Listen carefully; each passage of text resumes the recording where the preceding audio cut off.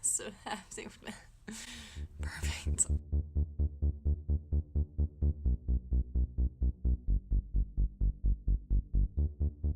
Hello everyone! Today's video is sort of a tutorial on how to take more effective notes. If you're new to note taking, I know that's a thing that sometimes happens between high school and college, or middle school and high school, or just in general when you're like, I need to get my life together. So it's helpful when your notes have a system and there's a way for you to access that information. It's one thing to be writing something down that does activate your brain and helps you learn things better, but it's another thing to take notes that you can look at and use as notes. It's good to be able to refer back to the things that you wrote down that you wanted to review. So I have just a few tips for how to take more effective notes. Obviously, this is not like scientifically proven. If you have a system that works better for you, by all means do that. But yeah, let's get started. Okay, so to start off, I just want to show you the materials that I'm using.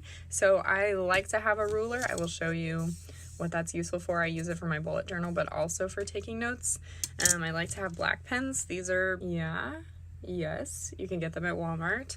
And then these are just timeless creations. These are like super cheap markers. I am poor and I wanted colored pens. So some people will use really fancy things. I don't think that that's super necessary for taking good notes, but you can invest if that's something you're interested in.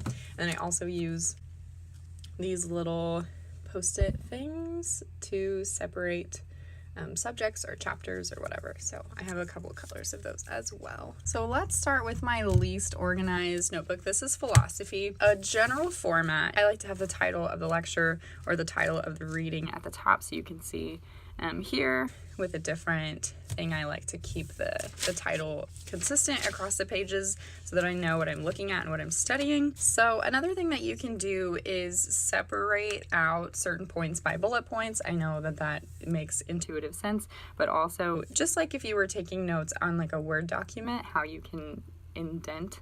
It helps to keep everything separated and then in the same category that it is in generally, so having spaces between different points, different arguments, etc. You can also underline, bold, whatever you want to do. So my Cell Bio notebook is arguably the most organized because I take my notes before I go to class. So let's look at this. So beginning of chapters, again, we have the same heading on every page of the chapter. You can shorten it, obviously, but keeping distinct points bolded or in a way that you can see them very clearly is important, especially if you're working with biology. Having important words in different colors is helpful, or having them be fancy lettering, which you will see next week. This is one just like layout of doing it, is having a similar theme. But another thing that I like to do, which is what I use my ruler for, in this class we have quizzes that are a little bit more difficult than the lecture, I would say. And so when you're going through the book, it's helpful to write down things that you might think are important, or if you looked at the quiz and you know what kinds of questions you're going to be answering, you can write those questions or comments in here. Also, if you're in a class where it's discussion style, especially like with philosophy that I was showing you, if it's discussion style, it might be helpful if you write down questions or comments that you have about the reading or about like a certain topic before you go to class, or if you go to office hours. So that, again, you all know how to work a ruler, but basically you just put it wherever you want, draw a line.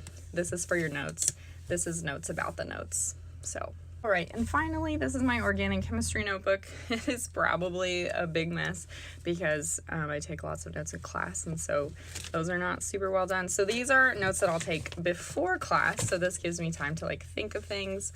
You can see that I have my titles, and they have important points that are big and like visual, but also this is like fun to look at.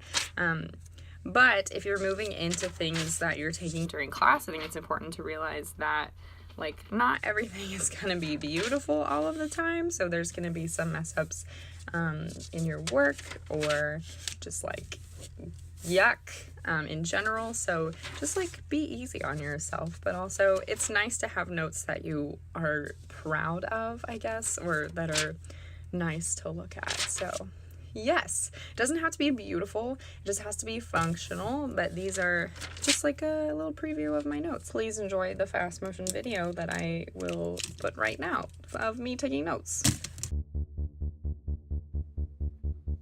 Okay, so you can see that I like to use bold titles for my notes. This just helps me to organize things, so when I go back to this page I can see that size and polarity are the main points, and then from there I can take notes specifically on what about polarity or what about size is important for transport.